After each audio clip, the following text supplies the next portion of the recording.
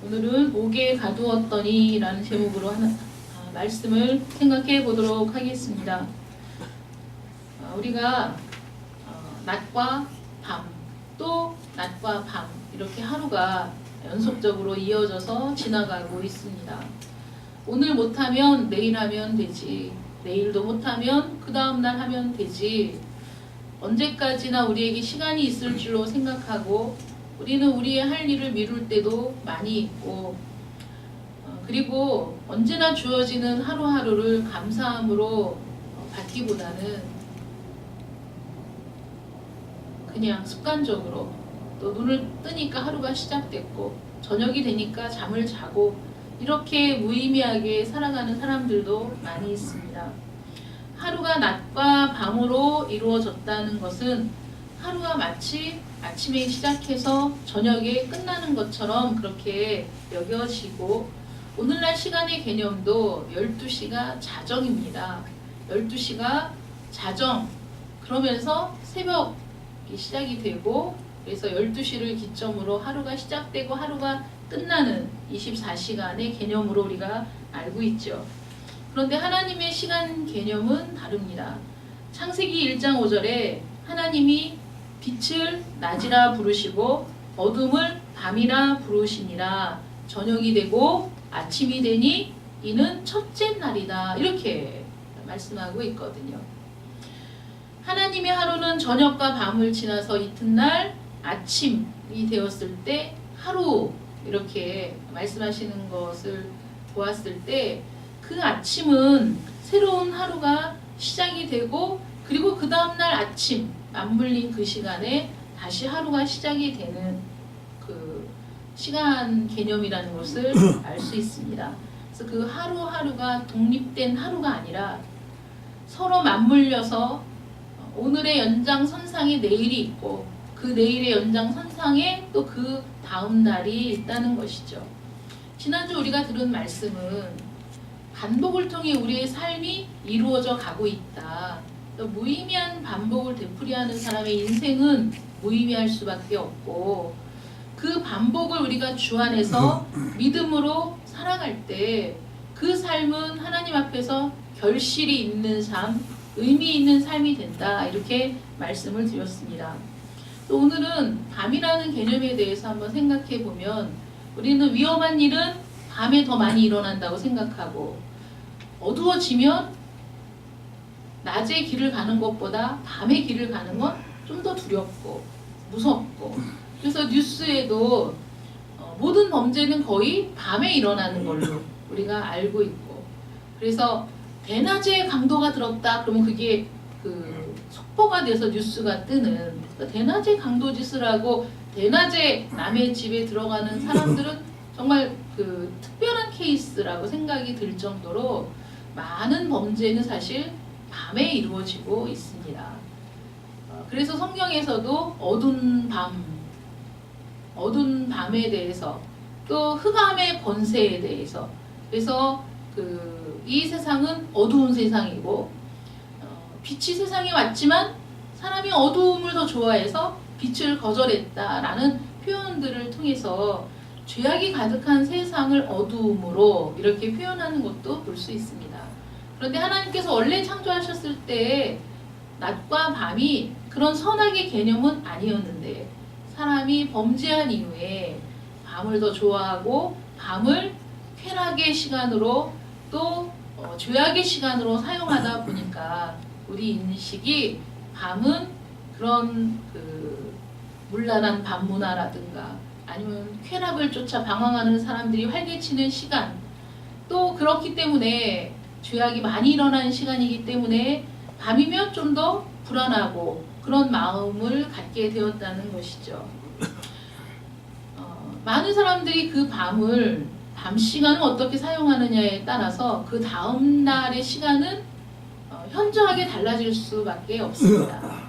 많은 우리 학생들이 밤 시간을 미친 듯이 게임을 하다가 그 다음날 아침에 학교 갈 시간에는 일어나기 힘들어하고, 그 정신으로 학교 가면 공부가 안 되고, 그러다가 학교 끝날 시간이 되면 정신이 돌아와서 명료해지고 멀쩡한 정신으로 저녁이 되면 다시 게임에 몰두하는 그런 시간을 쌓아간다면, 그런 시간을 반복한다면 그 학생에게 밝은 미래란 있을 수가 없는 것이죠. 어른들도 마찬가지입니다. 요즘에는 뭐 어른들도 게임에 몰두하는 사람들이 많기 때문에 직장에서 퇴근하고 혼자 방에 들어가서 게임을 하는 시간이 가장 행복한 시간이라고 얘기하는 사람들도 많이 있습니다. 그래서 그 시간에 게임을 새벽 1시, 2시까지 하다가 마지못해 잠을 자고 그리고 아침에 일어나서 출근하는 일이, 그러니까 모든 생활의 중심은 그 밤이고 그 외의 시간들은 어쩔 수 없이 사는 시간들이 될 때 그 사람의 인생도 무의미한 인생일 수밖에 없는 것이죠. 우리는 그렇게 무의미한 일들을 반복하며 살아왔는지도 모르겠습니다. 열심히 사는 것 같았지만 의미 없는 하루하루를 보내는 사람들도 많이 있는 것이죠.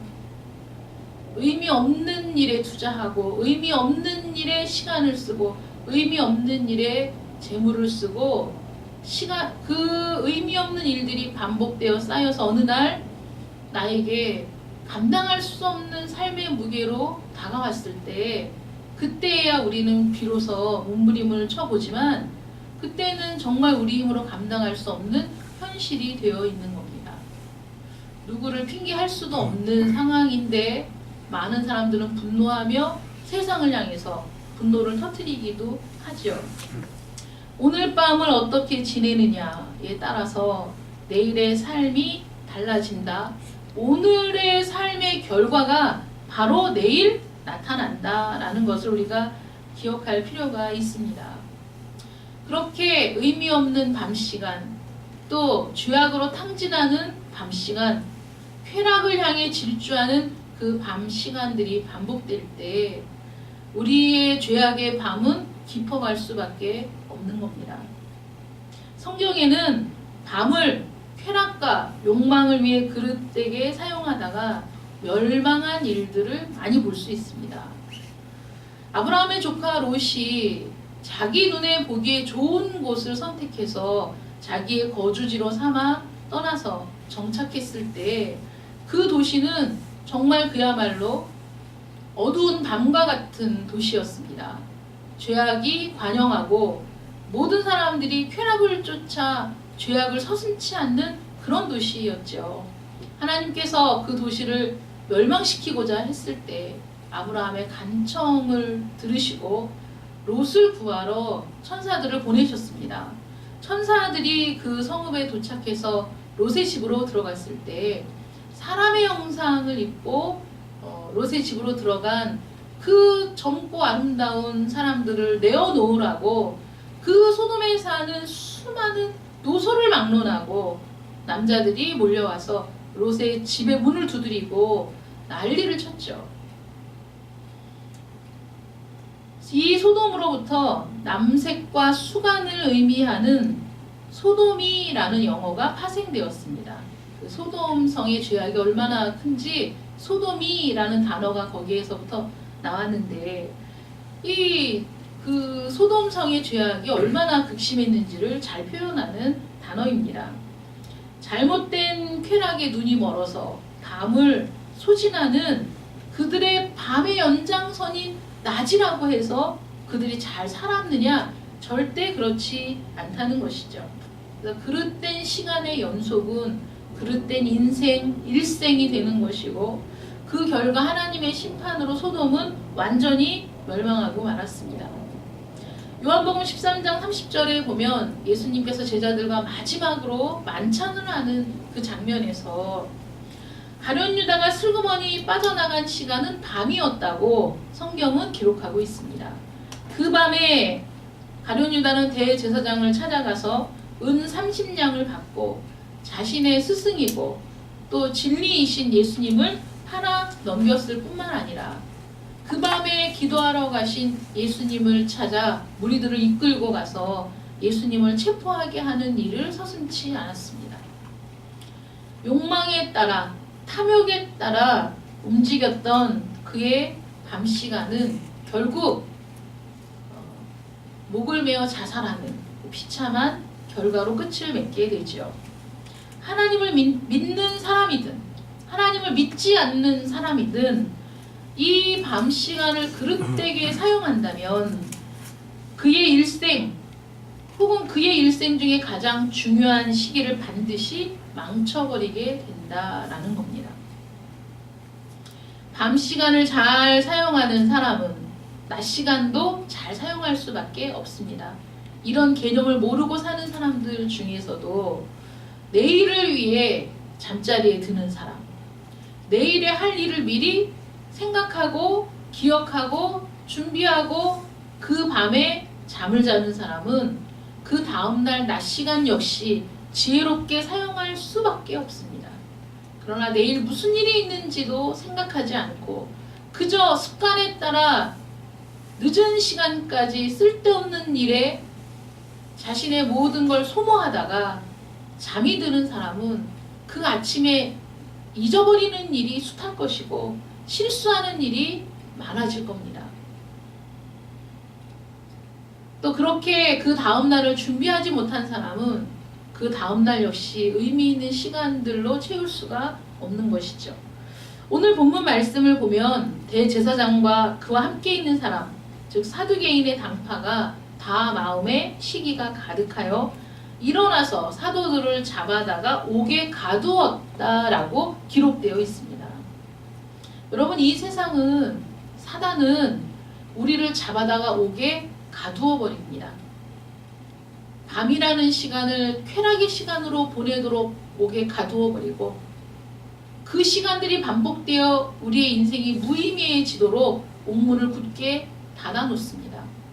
우리 모두 각자 연약한 부분이 있는데 그 연약한 부분들을 통해서 우리를 무너지게 만들고 우리를 그 자리에서 일어나지 못하게 만들고 그 시간 안에 우리를 가두어서 우리의 일생이 정말 별 볼 일 없는 인생이 되도록 이끄는 게 바로 사단의 계략이죠.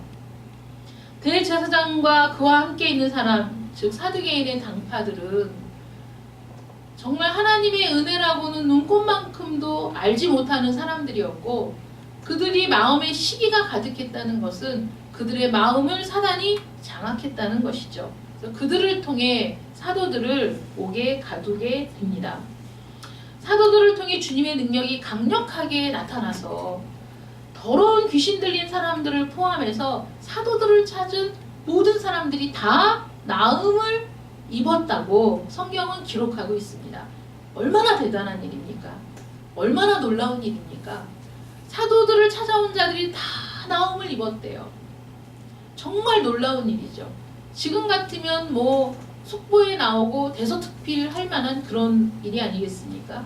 그런 일이 일어났을 때 정말 그 당시에 하루 세 끼도 제대로 먹지 못하던 가난한 사람들이 정말 진료를 받을 그런 돈조차 없어서 질병을 갖고 평생을 사는 사람들이 사도들 앞에 나와 그들의 질병이 치유되었다면 그들에게 붙어있던 더러운 귀신들이 다 쫓겨나갔다면 그것은 그들뿐만 아니라 그와 함께 있던 모든 사람들이 기뻐하고 축하해야 될 일이죠. 남의 일이지만 정말 내일처럼 기뻐할 일이 일어났는데 그 일로 말미암아 심히 불편해하는 사람들이 있었다는 겁니다. 바로 대제사장과 사두개인의 당파들이죠. 불편해한 정도가 아니라 다 마음의 시기가 가득해서 아예 옥에 가두어 버렸습니다. 세상에 이런 일이 있을 수가 없습니다. 어떤 잘못을 했다고 옥에 가둘 수 있습니까? 가난한 자들, 병든 자들을 치료해 주었을 뿐인데 그들에게 새로운 삶의 소망을 주었는데 도대체 무슨 잘못으로 그들을 옥에 가두었느냐 하는 겁니다. 더군다나 그 감옥은 국가가 관리하는 삼엄하고 엄중한 그런 감옥이었어요. 옥문도 굳게 잠겨 있을 뿐만 아니라 그리고 경비들이 언제나 그 밖에서 지키고 있는, 그래서 사도들이 탈출할 엄두도 못 내고 누군가가 구출을 하려고 해도 불가능한 그런 감옥에 가두었다는 것이죠. 우리는 나는 언제든지 그만둘 수 있어 라는 함정에 빠지기 쉽습니다. 사단이 우리를 공격하는 무기도 그거예요. 학생들이 처음에 담배를 입에 댈 때 친구들의 권유도 있고 호기심도 있어서 담배를 그 손에 대면서 나는 언제든지 그만둘 수 있어 라고 생각합니다.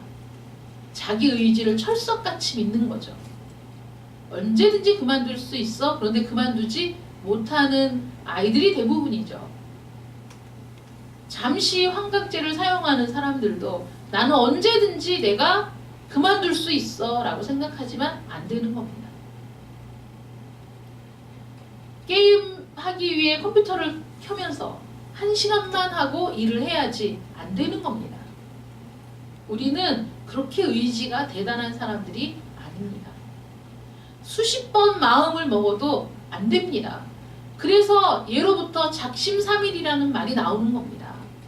아무리 굳은 결심, 아무리 좋은 결심을 해도 작심삼일이야. 3일을 넘기기가 어려운 것이 우리의 연약함이거든요. 그래서 제가 말씀드리잖아요. 작심삼일을 3일마다 하면 된다. 그러면 뭔가 할 수 있다. 그런데 솔직하게 여러분 생각해 보세요. 작심삼일을 3일마다 하면 된다는 건 논리적으로는 맞는 말 같지만 실제로 우리 마음은 그게 안 되는 거죠. 3일마다 작심삼일이 안 되는 거야. 그러니까 포기하는 거지. 1월 한 달 살았는데 마음대로 안 됐어? 1년을 포기하고. 내가 1년의 계획을 쫙 세워놨는데 이거 몇 개월 하다가 안 됐어? 그러면 10년을 포기하고. 우리는 그런 사람들입니다. 우리를 감옥에 가둘 때 그런 감옥에 가두는 거예요.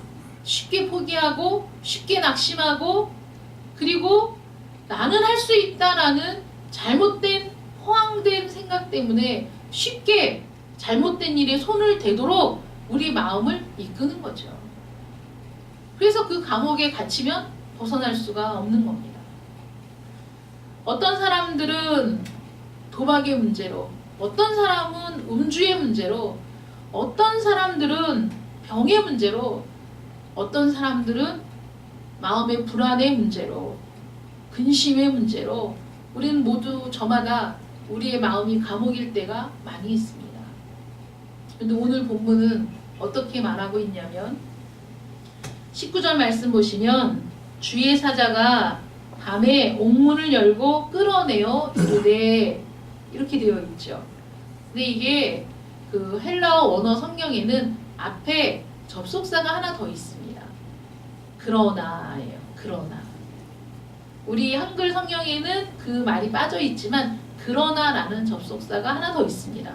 그럼 어떤 거죠? 옥에 가두었으나죠. 그들은 옥에 가두었지만 그러나 그들이 아무리 옥에 가두어도 그러나 이 그러나가 저와 여러분에게 소망이 되는 줄 믿으시기 바랍니다. 아멘. 그러나 주의 사자가 밤에 옥문을 열고 끌어내어 이르되 밤에 끌어냈어요. 사도들이 감옥에 갇혔을 때 어떤 마음이었을까요? 물론 사도들은 그 밤에 하나님 앞에 기도하고 찬양했지만 정말 현실적으로는 참 낙담할 만한 상황이죠. 잘못한 일이 없는데도 옥에 갇혔습니다. 하나님의 명령에 따라서 순종했을 뿐인데 옥에 갇혔습니다. 도무지 나올 수 있는 구멍은 없고 저들이 사형을 결정하면 죽을 수도 있는 그 밤에 어두운 밤에 많은 사람들이 죄악으로 탕진하는 그 밤에 옥에 갇혔습니다. 아무 소망이 없어요. 그런데 그 밤에 주의 사자가 찾아오는 겁니다. 여러분, 우리가 실패한 그 자리에 주님이 찾아오시는 거예요. 아멘. 우리가 어찌할 수 없는 되풀이되는 반복의 삶을 벗어나고자 해도 벗어날 수 없는 그 자리에 주님이 오신다면 그때의 옥문이 열리는 겁니다. 아멘. 우리 힘으로는 어쩔 수 없어요. 어떤 분이 간증을 했어요. 아이를 둘을 낳고 그 다음에 셋째 아이를 낳았는데 그 완전히 그 지체가 심한 그 육체적인 그 지체가 심하게 내성마비인 아이가 태어났어요. 얼마나 청천벽력 같은 일입니까? 그렇게 잘해주던 남편이 방황하기 시작하고 새 아이를 책임져야 되는 그 상황 속에서 그분이 선택한 건 뭐냐면 하나님 외에는 살 길이 없다라는 생각을 한 거예요. 그 전에는 그저 띄엄띄엄 교회를 다녔는데 그 고통 속에 날마다 성전에 가서 부르짖고 기도하는 삶이 시작된 거예요. 주님이 찾아오신 거죠. 그 마음에. 그럼 우리가 다른 사람의 고통, 다른 사람의 힘든 일들을 들으면 우리도 힘이 빠질 때가 많습니다. 그렇죠. 다른 사람들이 극심한 고통에 시달리고 있을 때 그 고통을 하소연하면 그 이야기를 들어주면서 힘이 빠져요. 왜냐하면 내가 해줄 수 있는 게 없어. 내가 해줄 수 있는 능력도 없고, 그러니 듣다 보면 같이 그 깊은 그 고통의 수렁으로 함께 들어가는 것 같은 느낌이 드는 거죠. 그리고 그 사람에게 어떻게 얘기를 해줘야 할지도 모르겠습니다. 그래서 하나님이 우리의 빛이신 거예요. 주님은 밤중에 이 세상에 오셨어요. 한밤중에 태어나셨어요. 빛이신 주님께서 밤중에 오셨어요. 그건 여러 가지로 그 시사하는 바가 크지 않습니까? 이 세상을 어두운 밤이라, 이 세상은 밤에 속한, 어두움에 속한, 죄악이 가득한 그 세상인데 주님이 시간적으로도 밤에 오셨어요. 여러분, 빛은 밤에 더욱 빛나죠. 대낮의 빛은 눈에 띄지 않지만 깊은 밤 빛은 그야말로 주위를 모두 밝히는 그런 역할을 하지 않습니까? 주님이 밤중에 오셨다는 것은 빛이신 주님께서 이 어두운 세상을 밝게 비추기 위해 이 땅에 오셨다는 거예요. 그러므로 깊은 밤, 그 어두움에 깊이 들어가는 그 순간에, 아무도 없다고 느껴지는 그 순간에, 되풀이되는 반복의 삶 속에서 지쳐가고 나가 떨어질 것 같고 쓰러질 것 같은 그 상황 속에 주님이 찾아오시는 거예요. 아멘. 옥문을 열고 우리를 끄집어내시는 겁니다. 그러므로 그 밤은 우리에게 은혜의 시간이 되는 거죠. 아멘. 사도들이 그 밤중에 옥에 갇혀 있을 때 인간적으로는 아무 소망이 없어요. 죽을 수 있습니다. 죽음을 앞에 두고 있는 거예요. 그러나 옥에 가두었으나 주의 사자가 옥문을 열고 끌어내었다. 가두었지만 그러나 그 일은 헛일이었다. 그들은 가두었으나 그것은 아무 효력이 없었다라는 것이죠. 천지를 창조하신 주님께서 원하기만 하신다면 그런 건 전혀 문제가 되지 않습니다. 수많은 사람들이 타락한 욕망을 채우기 위해서 죄악을 쌓아가는 바로 그 밤이 사도들에게는 살아계신 전능하신 하나님의 은혜를 더욱 깊이 체험하는 은총의 시간이었습니다. 아멘. 구출된 뒤에 사도들의 행동은 어떠했을까요? 19절부터 21절에 보면 주의 사자가 밤에 옥문을 열고 끌어내어 이르되 가서 성전에 서서 이 생명의 말씀을 다 백성에게 말하라 하매 그들이 듣고 새벽에 성전에 들어가서 가르치더니 라고 기록하고 있습니다. 사도들을 감옥에서 끌어낸 주의 사자는 너희들이 지금 해왔던 일은 잘한 일이다. 계속해서 그렇게 해야 된다. 그러니 가서 그 일을 해라. 이렇게 말씀하셨어요. 저는 그 말씀이 정말 큰 위로가 되었다고 생각합니다. 우리는 열심히 살다가도 또 최선을 다하다가 믿음으로 살다가 어느 날 너무나 큰 일을 만나면 내가 잘못 살았나? 내 믿음이 잘못되었나? 이런 회의가 들 때가 있거든요. 그런데 사도들도 그 밤에 당혹스러웠을 텐데 주의 사자가 이 지금까지 했던 대로 너 가서 다시 생명의 말씀을 전해 라고 얘기했을 때 내 삶이 잘못되지 않았구나. 내가 하나님 앞에 바르게 했던 게 맞구나. 내가 했던 일이 의미 있는 일이구나 하는 것을 깨닫게 되는 거거든요. 그러니까 고통 중에 우리가 주님을 붙잡는 일은, 주님을 의지하는 일은, 주님께 기도하는 일은 잘하는 일인 거죠. 아멘. 계속 그렇게 해야 된다는 거예요. 여기에서 새벽이라고 번역된 헬라어는 오르드로스라고 해서 포괄적으로는 그 먼동이 틀락말락하는 그 새벽, 우리는 그렇게 생각하잖아요. 근데 이 단어는 아침을 의미합니다. 아침.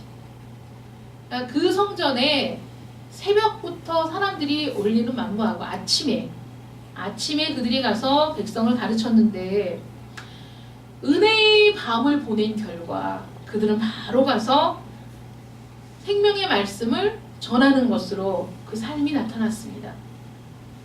제가 들은 간증 중에 정말 화가 나는 간증이 있었는데, 그건 어떤 거냐면 그분이 그 폐암 3기인가 말기인가 그랬어요. 근데 그 교회에 와서 기적적으로 완전히 깨끗하게 나았습니다. 어떻게 살아야 되죠? 어떻게 살아야 됩니까? 정말 하나님께 충성하고 봉사하고 예배하고 그렇게 살아야 되지 않겠어요? 그런데 그 사람이 다 낫고 난 뒤에 다시 세상으로 가서 술 마시고 담배 피우고 하다가 그 폐암이 재발해서 죽었어요. 그 얘기를 듣는데 너무 화가 나는 거예요. 아니 어떻게 다시 생명을 주었더니 그 생명을 그렇게 탕진할 수가 있지? 어떻게 그 은혜를 경험하고도 다시 가서 그런 짓을 되풀이할 수가 있지? 우리 인간이 그렇게 나약한 거예요. 이제는 나았다고 생각하니까 하나님이 필요 없다고 생각한 거죠. 이제는 건강을 회복하고 나니까 또다시 자기 마음대로 살아도 된다고 생각한 거죠. 그 결과 그렇게 깨끗하게 나음을 받은 그 몸을 가지고, 그 마음을 가지고 바르게 살아야 할 기회를 주었건만 그렇게 산 사람은 얼마 안 돼서 그 재발했을 때 손을 쓸 수 없이 너무나 급하게 전신으로 퍼져버려가지고 죽었다는 소식을 들었습니다. 너무 안타까운 일이죠. 그런데 사도들은 어떻습니까? 그 은혜의 밤, 주님을 만난 밤, 주님의 사자의 손에 이끌려 기적적으로 그 감옥을 나온 그들은 도망가지 않았습니다. 숨지 않았습니다. 생명을 보존하기 위해 어딘가로 잠적하지 않았습니다. 많은 사람들이 모여드는 곳, 성전에 서서 생명의 말씀을 전한 것이죠. 그러므로 참되고 바른 아침은 그 밤을 어떻게 보내느냐에 영향을 받을 수밖에 없다는 것입니다. 영적인 하루도 역시 마찬가지입니다. 아브라함은 75세의 부르심을 받았어요. 어느 날 밤에 하나님은 아브라함을 밖으로 데리고 나가셔서 밤하늘의 별들을 보여주십니다. 왜 밤에 나타나셨을까요? 하나님께서. 아브라함은 75세의 부름을 받았을 때에도 자식이 없었고, 그리고 나서도 계속 자식은 생기지 않았어요. 아브라함이 아마 밤에 잠이 안 왔을 수도 있죠. 하나님은 이렇게 약속하셨는데 과연 내 몸에서 자식을 생산할 수 있을까? 그런 여러 가지 생각을 했을 수도 있어요. 근데 하나님이 그 밤에 부르시는 거예요. 밖으로 데리고 나가셔서 밤하늘의 별들을 보여주십니다. 그 당시에는 얼마나 별들이 아름다웠을까요? 정말 별들이 이불처럼 내게 덮이는 것 같은 그 정도로 수많은 별들이 있었을 텐데 하나님께서 그 별들을 보여주시면서 내 자손이 저렇게 하늘의 별과 같이 많아질 것이다 이렇게 말씀하셨어요. 그런데 그 밤에 아브라함이 그 말씀을 어떻게 했다고요? 믿었다고요. 믿었어요.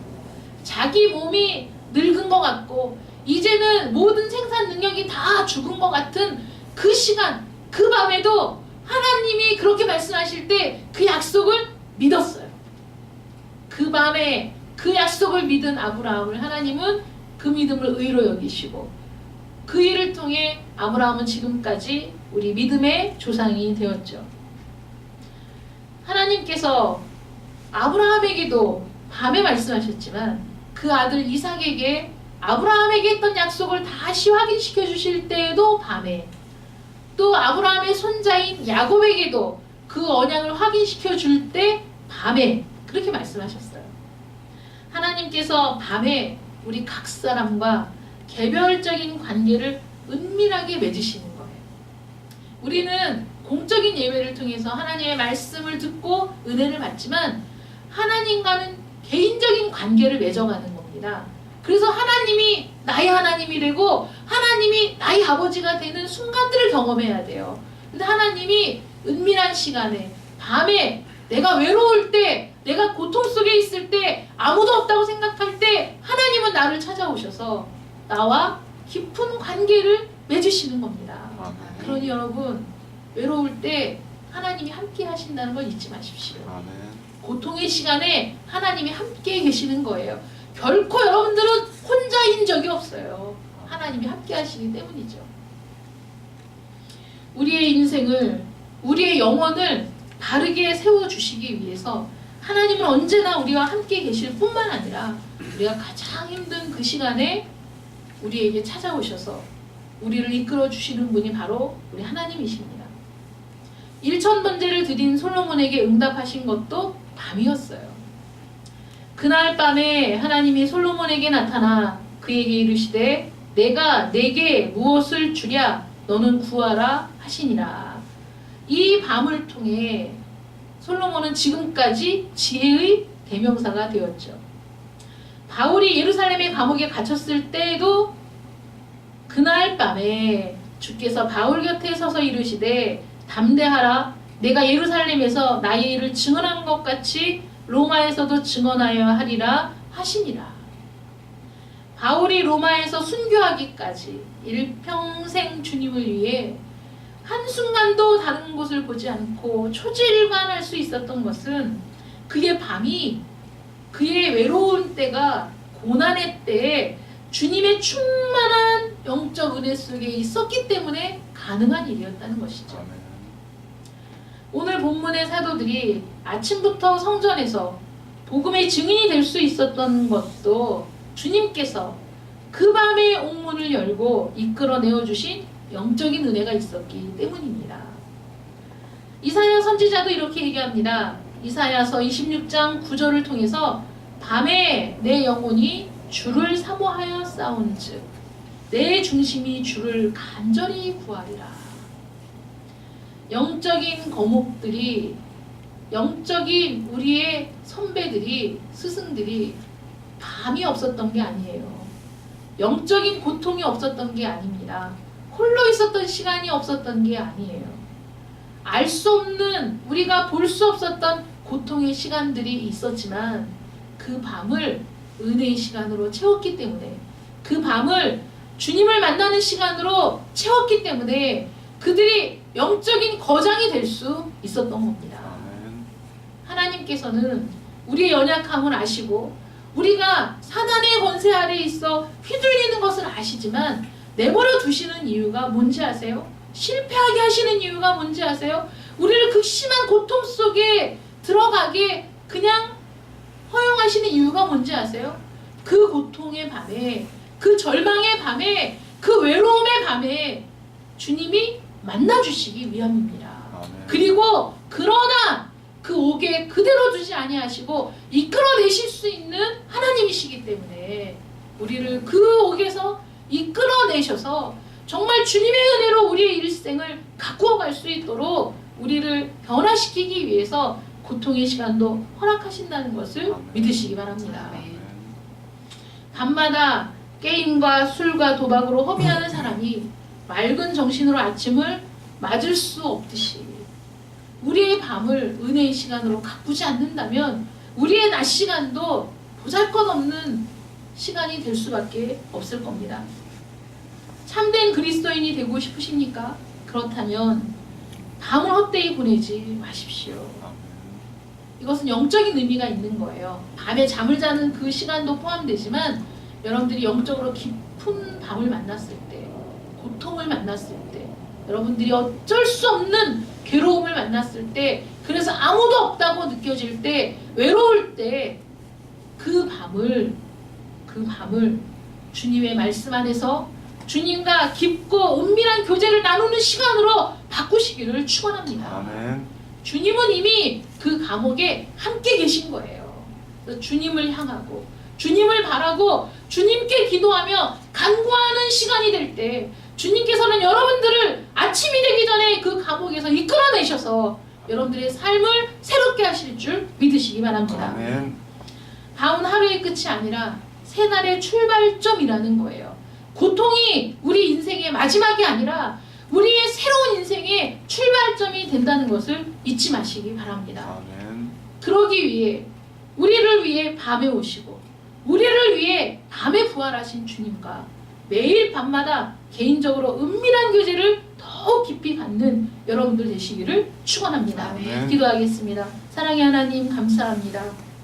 우리를 얽매고 있는 모든 그릇된 생각들, 욕망들, 근심과 불안의 감옥, 우리의 죄악으로 말미암아 그 결과에 갇힌 그런 저희들, 어찌할 수 없는 고통 속에 몸부림치는 저희들, 때로는 육체의 질병 때문에, 때로는 내 앞에 모든 일들이 무너지는 고통 때문에, 내 입으로 할 수 없는 불가항력적인 일들 앞에서 무너지고 쓰러진, 그래서 거기에서 도저히 나올 수 없는 연약한 저희들을 위해 이 세상에 오시고 우리를 찾아오시고 함께 하시면서 우리 손을 잡아 이끌고 그 감옥에서 나가주실 분 우리 주님밖에 없습니다.